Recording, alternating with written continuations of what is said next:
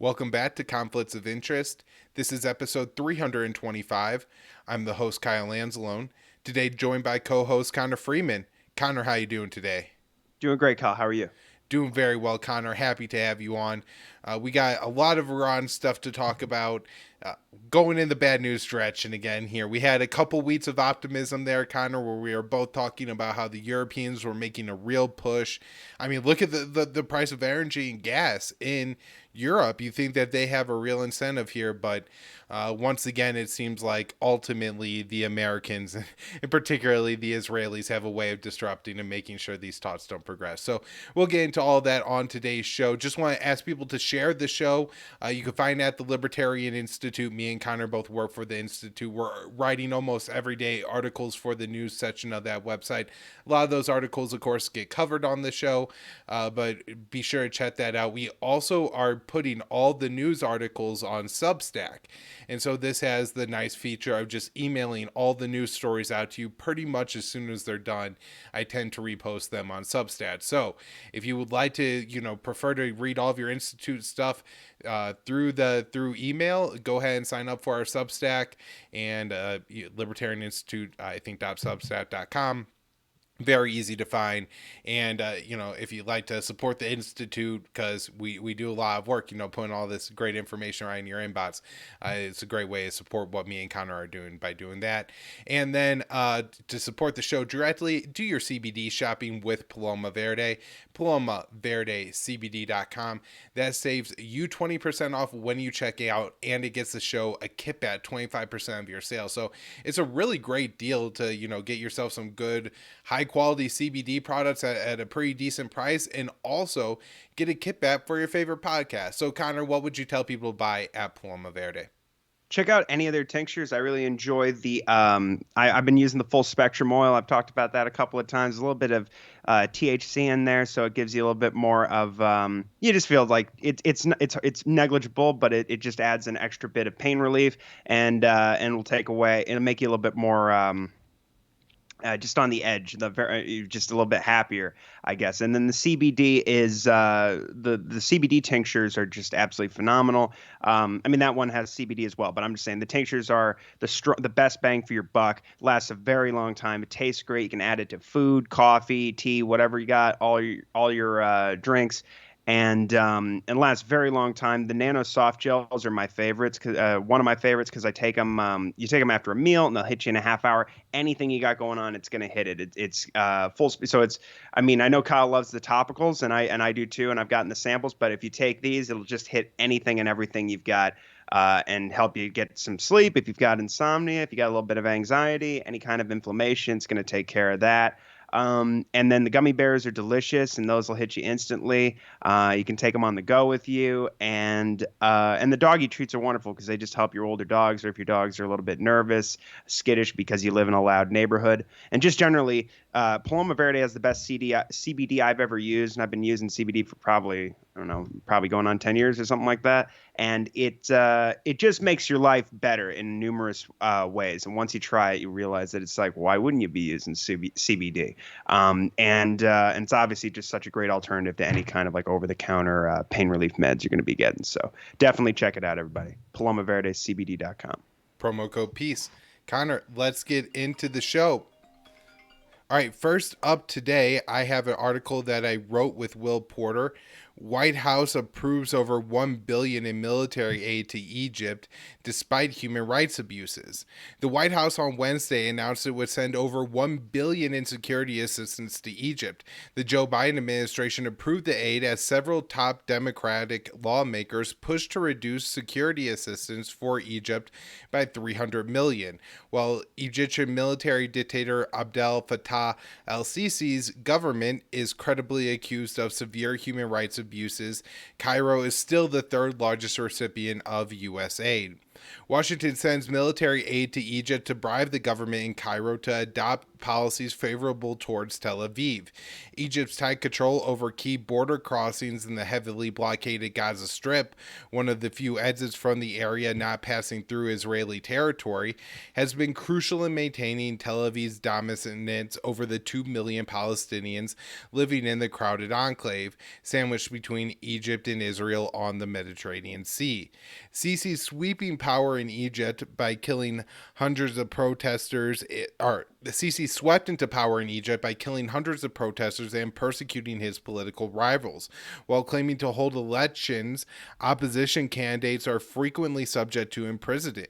Mohamed Morsi, Israel's only democratically elected leader, died imprisoned by Sisi.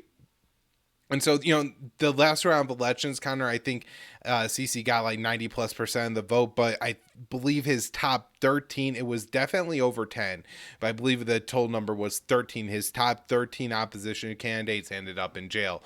So you could guess that, a lot of the other people who might have thrown their hat into the ring just decided that it was easier to stay home rather than getting thrown in jail. According to the State Department, Sisi's government has committed a long list of human rights abuses. And Connor, this report is pages long. It's disgusting to read the whole thing, so I just picked a small part of it. This is what the State Department, which is going to send Egypt $1 billion in military aid, says Egypt does. Unlawful or arbitrary killings, including extrajudicial killings, forced disappearances by state security, torture, and cases of cruel, inhumane, or degrading treatment or punishment by the government, harsh and life-threatening prison conditions, arbitrary detention, political prisoners or detainees, politically motivated reprisals against individuals located in another country, arbitrary or unlawful interference with privacy, serious abuses in conflict, including reported extrajudicial disappearances, abductions, physical abuses, and extrajudicial killings. And again, I could spend literally a whole episode probably just reading the State Department's list of crimes against Egypt, which we are, aiding and abetting. The Biden administration has slightly curbed its military support to Egypt by withholding 10% of the annual security assistance the U.S. typically gives to Cairo. So the typical amount of security assistance is $1.3 billion. The Biden administration is reducing it by $130 million, which is $170 million less than was requested by, again, the top Democratic lawmakers who wanted a $300 million cut, but still, everybody is okay with giving Egypt at least $1 billion in aid. Representative Gregory W. Meats, Democrat from New York, chairman of the Foreign Relations Committee, spearheaded the letter sent to the White House calling for the aid to be curbed. Though the 7 legislators who signed the letter accused Egypt of dire human rights abuses such as extrajudicial killings, they only called for a $300 million cut to aid to the repressive state. The letter also praised Cairo's diplomatic engagement with Israel, which has also come at the expense of the Palestinians still trapped in Gaza. We recognize and affirm the important role Egypt has played in the Middle East historically in the Camp David Accords and subsequently Egypt-Israel peace treaty, being the first Arab state to recognize and normalize relations with Israel in courageous and intrepid diplomatic endeavor, the lawmakers added. Though Israeli occupation forces vacated the Strip in 2005, Tel Aviv's strict control over Gaza's border grants it near absolute power over its helpless residents, up to and including deliberate restriction of Palestinians' caloric intake. Egypt's compliance has only enabled the fast deteriorating situation in Gaza, which the United Nations once predicted would be unlivable by 2020. A 2014 report by the Institute for Middle East Understanding outlined some of the more perverse methods of control over Gaza by the Israeli state. In early 2006, Dov Weinglass, the senior advisor to Prime Minister Ehud Olmert, explained the Israeli policy was designed to put the Palestinians on a diet but not make them die of hunger. In 2012, it was revealed that in 2008, Israeli authorities drew up a document calculating the minimum caloric intake necessary for Palestinians to avoid malnutrition so Israel could limit the number of foodstuffs allowed into Gaza without causing outright starvation. And so obviously this is about the most disgusting thing you could subject an entire population to, which is like forced perpetual near starvation, but not quite rising to the level that will cause an international outrage, so you could do it in perpetuity. But that is what the U.S. is helping to foster by sending $1 million of security assistance to Cairo. Again, Connor, the game here, and this is so unbelievable, right? Because it seems like this policy should be outdated. Initially, it was, said that we had to give Egypt this aid every year or else they're going to attack Israel. Well, nobody really thinks now Cairo could or would attack Tel Aviv. And so the 1.3 billion is just token money to give Cairo so they're more compliant with the Israeli policy. But the Israeli policy is pro-apartheid. So this is just absolutely absurd and disgusting thing America is supporting on all fronts here, particularly keeping Sisi in power in Egypt in the abuses he's able to commit against the millions of people that live there. But Connor, let me turn the show over to you and give us an update on what's happening with the Iran deal. Yeah, absolutely. So, this is going to be largely about Israel. Again, okay, so we spoke last week about David Barnea making his way over to Washington as really he's the supreme Iran hawk in the Israeli security establishment. That's the way I've seen him described in Times of Israel and other Israeli media. And he was headed down there after, the defense minister, Benny Gantz, had already gone, and also the national security advisor, Jake Sullivan's counterpart, E.L. Hulada. And so the whole point of this was to ensure that they had enough pressure on Washington, and also later on we'll get to it, the Europeans, but particularly Washington, of course, to make sure that they do not return to the Iran deal. So here we go. So the Israeli Prime Minister's office issued a statement in which it said that Barnea was stressing to American officials that Israel, quote, will not be able to stand idly by while Iran continues to deceive the world.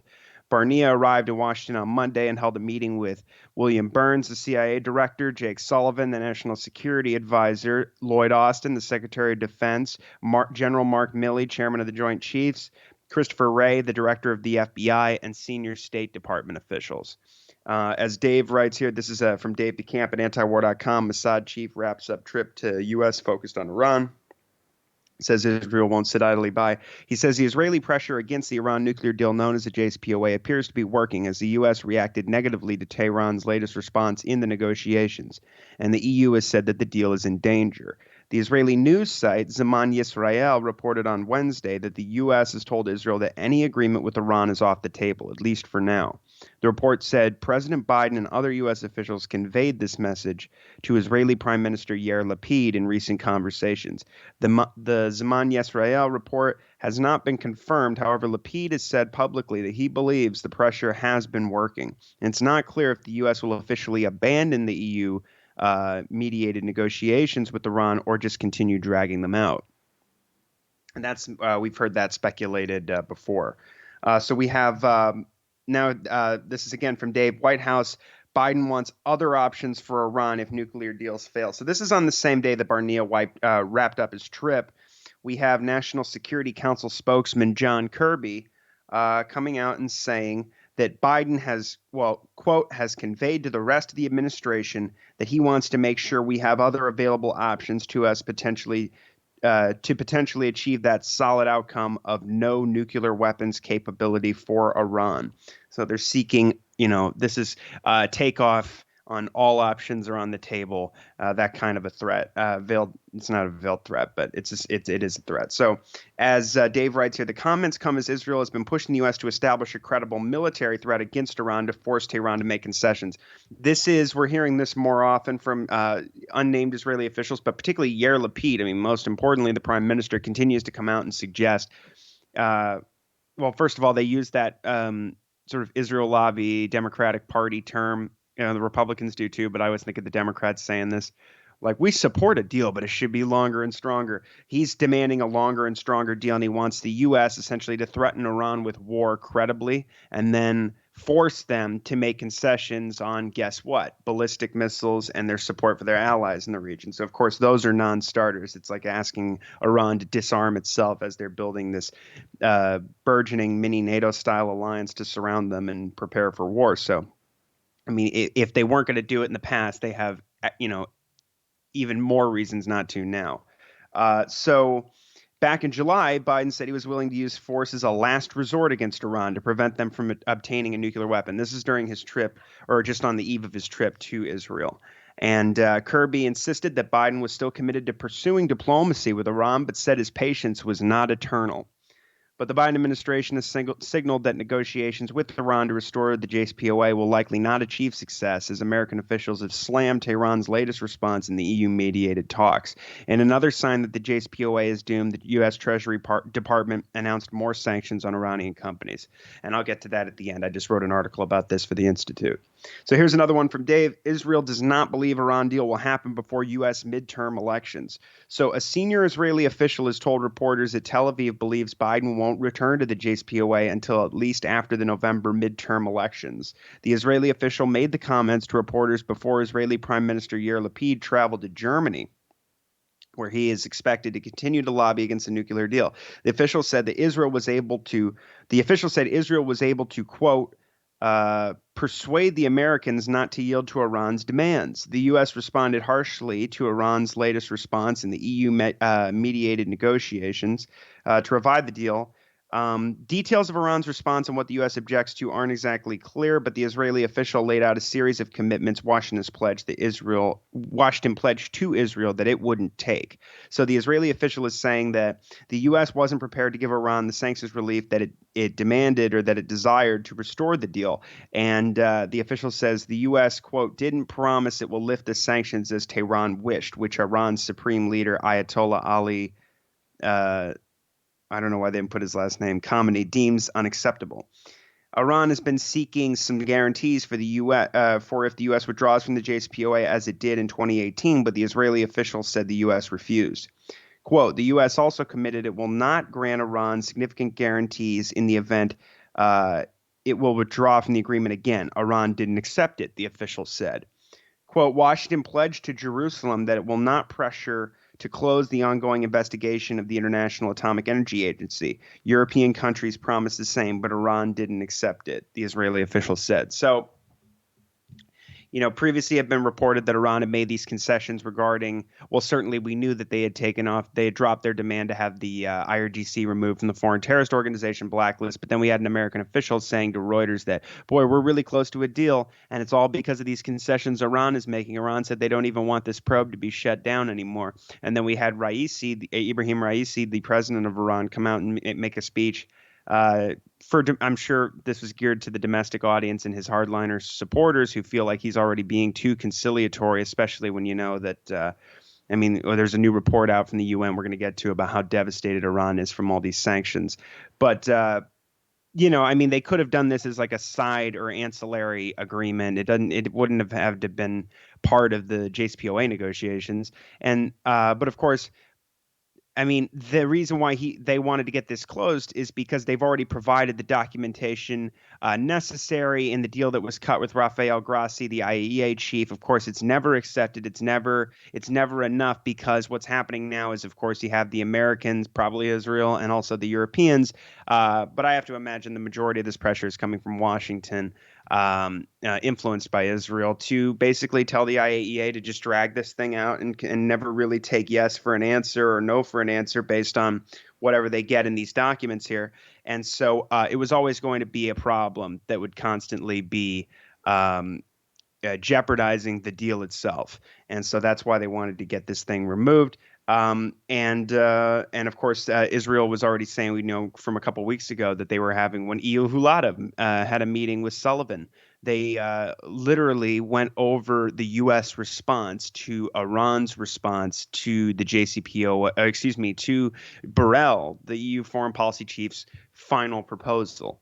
That's how intimate and well, I would say how much influence the Israelis really do have over this American-Iran policy. It's just ridiculous. So let's see. Now, and of course, yeah, the sanctions relief, of course, this is the whole argument because they should have just lifted all of Trump's sanctions. Biden could have done this by executive order in the first week he came into office. But of course, it was all about which sanctions was America willing to lift and how much sanctions relief would be sufficient for Tehran to make the agreement. Okay. Now, and the guarantees that's just this would have been the grace period essentially that they were talking about with where international businesses wouldn't be hit with sanctions for a certain set number of set amount of time. Probably 2.5 years was, I think, the most recent number that we had heard, so that these companies wouldn't be hit with sanctions immediately if the U.S. unilaterally and legally left the deal again. All right, so now we have Iran says European statement on nuclear talks unconstructive. So the E3 put out a joint statement on Saturday accusing the Iranians of not taking the negotiations to revive the JCPOA seriously. I mean, they could say the same thing to the Europeans. This is, again, Dave DeCamp on 9/11 at antiwar.com. The Europeans' criticism of Iran is related to Tehran's demands for the IAEA quote, undeclared sites probe to be closed. The Europeans said this latest demand raises doubts as to Iran's intentions and commitment to a successful outcome on the JCPOA, the three countries said. Our position remains clear and steadfast. Iran must fully and without delay cooperate in good faith with the IAEA. Now, the Iranian Foreign Ministry hit back at this statement, calling it unconstructive. And they said the three European countries are advised to play a more active role in providing solutions to end the few disagreements that remain, Iran's Foreign Ministry spokesman Nasser Kanani added. And this is another sign that the deal is at best in danger, as Borrell has warned. Now we have Olaf Scholz. This is the German chancellor saying that he doesn't think the deal will be restored anytime soon. So on Monday, Scholz said he doesn't expect the deal to be restored for the foreseeable future, and he's blaming Iran. As Dave writes here, he said that the European JCPOA signatories had, quote, made proposals, and there is no reason now for Iran not to agree to these proposals. But we have to take note of the fact that it isn't the case, so it certainly won't happen soon, although it looked for a while like it would. Scholz made the comments after a meeting with Israeli Prime Minister Yair Lapid, who is visiting Germany. Lapid has been working hard to sabotage the negotiations between the U.S. and Iran and said in Berlin that reviving the agreement would be a, quote, critical mistake. And then here we go again. We have Israel's Mossad chief vowing to continue covert attacks inside Iran. So on the heels of his visit to Washington, Barnea, the Mossad chief, said Monday that Tel Aviv's covert attacks against Iran will continue regardless of if the JCPOA is restored or not. Quote, even if a nuclear deal is signed, it will not give Iran immunity from the Mossad operations, Barnea said, according to the Cradle. We won't take part in this charade. We won't close our eyes to this proven truth. Okay, so lying, of course, about Iran's fake or non-existent nuclear weapons. So as Dave writes here, Israel has a long history of carrying out covert attacks inside Iran. Most recently, Israel is suspected of being behind a string of mysterious deaths that happened inside Iran in the past spring. Israel never officially acknowledges its assassinations or attacks inside Iran, but its involvement in these operations is usually revealed in leaks to the media. U.S. officials recently told CNN that Israel was responsible for killing Hassan Syed Kodeh, the senior IRGC colonel who, his murder touched off that unprecedented wave of assassinations that Israel carried out in Iran earlier this year. And, of course, he was gunned down in his driveway by two men on motorcycles at the end of May. Responding to Barnea's threat, an Iranian foreign ministry spokesman said that, quote, we do not expect a terrorist regime to do anything other than terrorist actions. And, of course, there have been numerous quadcopter suicide drone attacks inside Iran this year that Israel has been carrying out, particularly on drone facilities and military sites as well. So We have now senior Israeli official says Iran nuclear deal talks are dead. And this is again from Dave on the 12th. He says a senior Israeli official said Monday that the JCPOA negotiations are over. He said the U.S. and Europe should start discussing a, quote, longer and stronger agreement. There's not going to be a JCPOA, say the Americans and most Europeans. They say we have a lot of reservations about the possibility of a nuclear agreement, the Israeli official said. There are no talks right now with Iran. There is no one in Vienna. The anonymous official made the comments while traveling with Israeli Prime Minister Yair Lapid in Germany. The official claimed Tel Aviv presented the European JCPOA signatories with evidence that, quote, proved that the Iranians are lying while talks are still happening, though the official didn't elaborate on what the alleged evidence could be. And of course, Israel is notorious for sharing questionable intelligence on Iran. In many cases, proven forgeries. Now, while Israel is not a signatory to the JCPOA, it has major influence over America's Iran policy, and they've been heaping the pressure on in recent weeks to kill the deal. He said that it was time for Washington and Europe to start talking about a longer and stronger deal with the threat, again, of military force against the Iranians in order to gain leverage and concessions. Quote, it's time to start a strategic dialogue with the Americans and Europeans about a longer, stronger agreement. But what we need now is for the Americans to put a credible military threat and everyone to push for a better agreement, the official said. We need an agreement without sunset clauses. Now, Israel claims it's opposed to the JCPOA because it eventually expires. However, after the JCPOA, Iran would remain a signatory to the Non-Proliferation Treaty. And they've been a signatory of said treaty for 52 going on 53 years and have a record of, committing not to make nuclear weapons or divert their uranium to military purposes.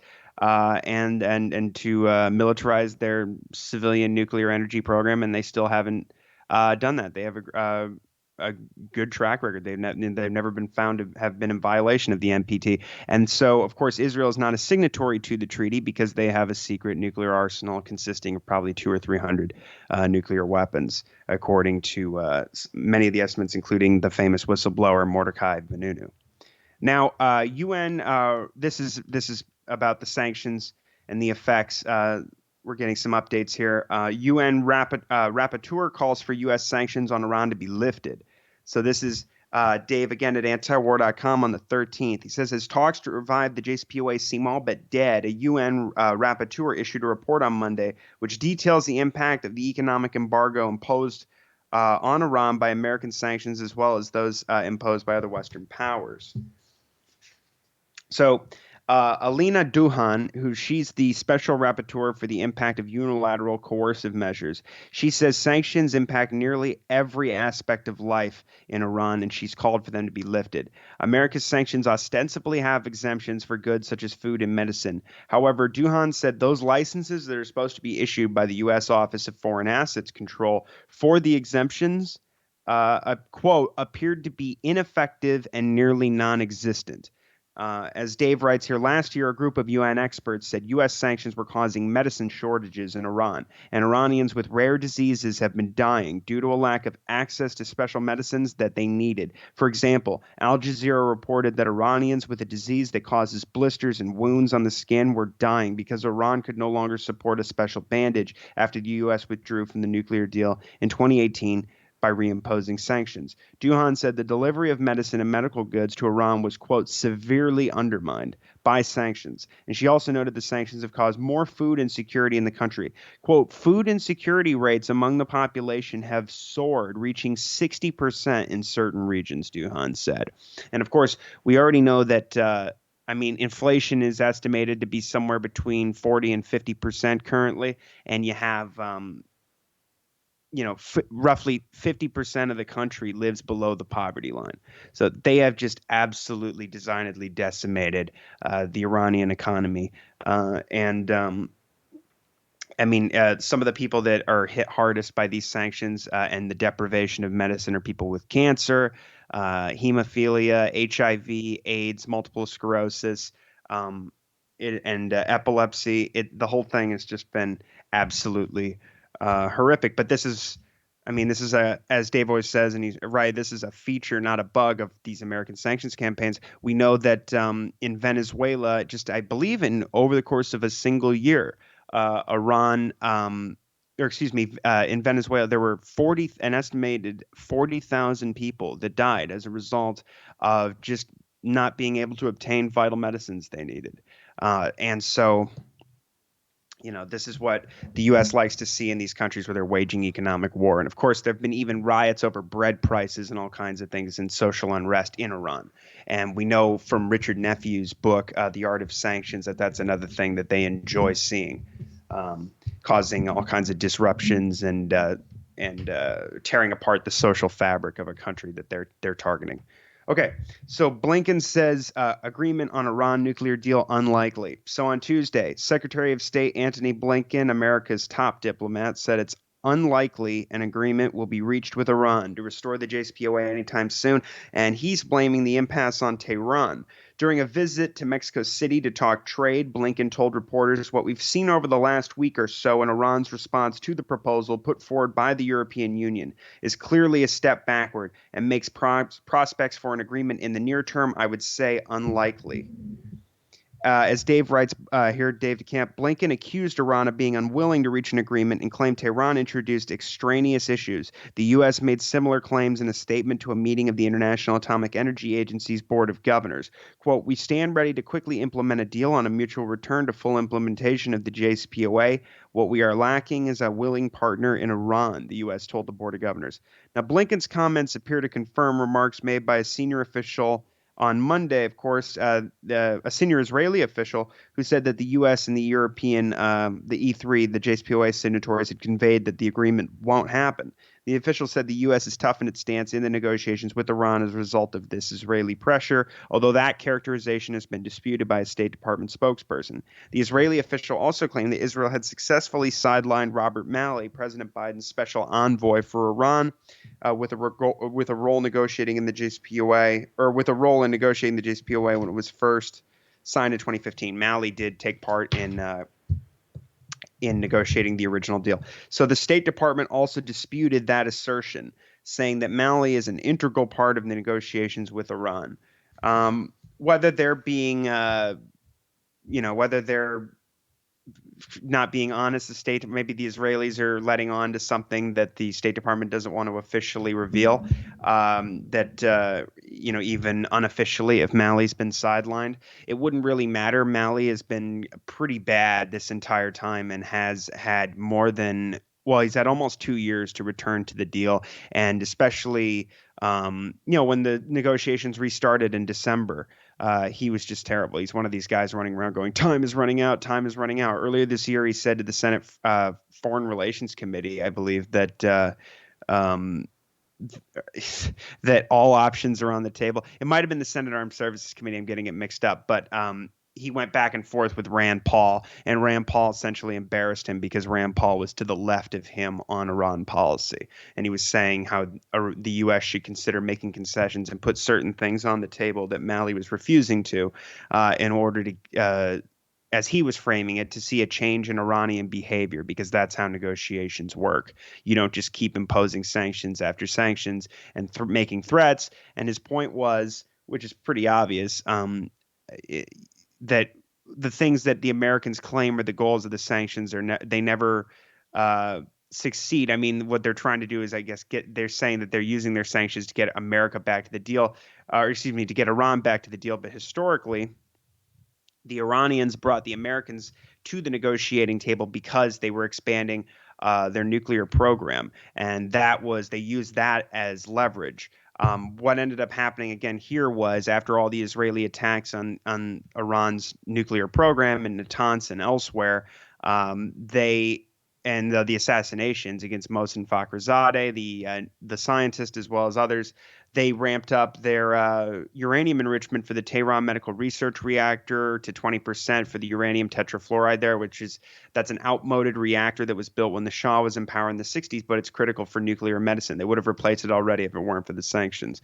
And then, of course, they enriched some uranium hexafluoride to 60%, which they said they would never go past that limit. But that was purely for leverage and in response to the Israeli covert attack on Natanz, which caused explosions, power outages, and destroyed some centrifuges. But of course, Israel says that they're trying to, whatever they say, put Iran's nuclear program in a box or whatever the think tankers say. But of course, all these Israeli attacks only incentivize Iran to expand its program to bring the U.S. to the table and to gain some leverage here. And it is a nonviolent response, which is almost always overlooked in the mainstream press. Now, the U.S. and Iran appear to be, I mean, again, the main disagreement seems to be over the sanctions the U.S. is willing to lift and the guarantees that Iran wants if the U.S. pulls out of the deal again, as well as that IAEA probe. All right, so this is one I wrote for the Libertarian Institute. Washington imposes more sanctions on Iran over alleged malicious cyber activities. So, okay, so new sanctions were announced yesterday again. And so, and there were a couple of other packages of sanctions that were announced last week on Iran. So, I mean, as talks to revive the deal seem to have all but failed. It just hasn't been announced officially yet. The Biden administration is now piling sanctions on Iran. The Treasury Department said that these new penalties have targeted a group of Iran-based malicious cyber actors allegedly linked to Tehran's elite military unit, the IRGC.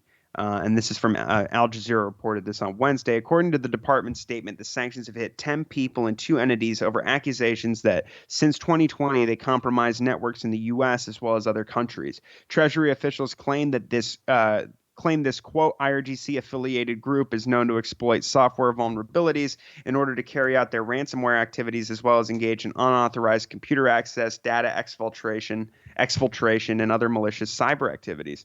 Last week, the U.S. levied sanctions against Iran's Ministry of Intelligence and Security over alleged involvement in a July cyber attack, which disrupted Albanian government websites. Though Iran denies responsibility and described Washington and Tirana's accusations as baseless. The report in Al Jazeera says Albania, a NATO member, hosts the Iranian opposition group, the Mujahideen Khalq, which Iran views as a terrorist organization which seeks to forcibly overthrow the government in Tehran. Now, alongside Israel, the MEK has carried out multiple assassinations in Iran against nuclear scientists, and they were both suspected in the murder of a senior IRGC commander, Colonel Hassan Sayed Kodeh, as I mentioned earlier in May. Later, a U.S. official confirmed to CNN that Israel did commit that murder. There was another unnamed intelligence official who confirmed that as well to the New York Times. That was before the CNN report. And so, yes, and of course, the MEK has been promoted as sort of the new government in waiting post-American managed regime change in Iran by people like John Bolton, who are paid exorbitant amounts of money by the terrorist organization to give speeches at their conferences. Now, Washington has also imposed additional sanctions on Iranian companies over the last week, alleging involvement in the production and transfer of drone technology to Moscow. The Biden administration has previously claimed without evidence that Tehran was passing along hundreds of drones to Russia for use in the Ukraine war. Biden has taken an extremely hard line during the indirect talks, of course, and I just sort of sum up some things here at the end about what's been going on lately with the Iran policy. Of course, Biden recently flew B-52s over the Middle East, eyeing Tehran.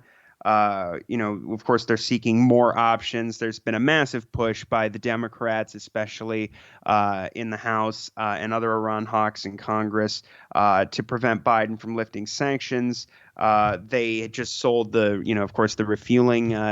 They have a deal. It's going to take a couple of years, but Boeing is selling these refueling tankers to Israel that would be necessary to attack Iran. They still need planes that can carry the bunker buster bombs, but this is just another step, and it's extremely provocative in any case. But I mean, of course, there's just been multiple drone strikes, as I said, inside Iran, and the U.S. bombed Syria repeatedly last month, and the Pentagon said that this was all about sending a message to Tehran. It does appear, of course, that as many concessions as Iran made, it didn't matter in the end, and the deal is de facto dead at this point. And we're just creating a situation. Dave wrote a piece at antiwar.com last week about this new missile testing facility in Saudi Arabia, which is going to be, they're sort of promoting it as it could be very useful in this burgeoning integration of the Israeli and the Arab states or of Israel and these Arab states. Again, with this sort of focus on integrating missile and air defenses and these systems, with the U.S. sort of stage managing it all. And of course, this dovetails with that policy that Gantz revealed earlier this year about how they want to build this NATO-style alliance to encircle Iran. And previously, Saudi Arabia appeared to be not as cooperative. But who knows what actually went down behind the scenes when Biden went to the Middle East? I mean, this does seem, they said that Saudi Arabia is the center of gravity for all these geopolitical changes that are coming in the region. And of course, after Biden's trip, he sold the UAE and Saudi Arabia a total of about over $5 billion in Patriot missiles for Saudi Arabia, and then THAAD missiles for the UAE. And Saudi Arabia, they actually did accompany with some of their warplanes, accompanied these U.S. planes that recently flew over the Middle East. So there could be something more going on that we don't know about. And of course, I don't expect Saudi Arabia to officially normalize with Israel anytime soon, but they began participating in U.S.-led military exercises in the last year or two. And so that's something to definitely keep an eye on. Of course, the Abraham Accords was the big foundation for all this stuff, and Trump and Biden have very similar Iran policies. It just appears, much like with China and Russia, that Biden's actually more hawkish than Trump even ever was. So we're not headed anywhere good right now, and it does appear that the deal is finished. All right. Unless Thanks, some miracle happens. Thank you. Everybody, just be sure to share the show. Find it at the Libertarian Institute. And don't forget to check out the Libertarian Institute Substack to get all of my Encounters news articles right to your inbox. Thanks, Connor. Thanks, Kyle. Thanks, everybody.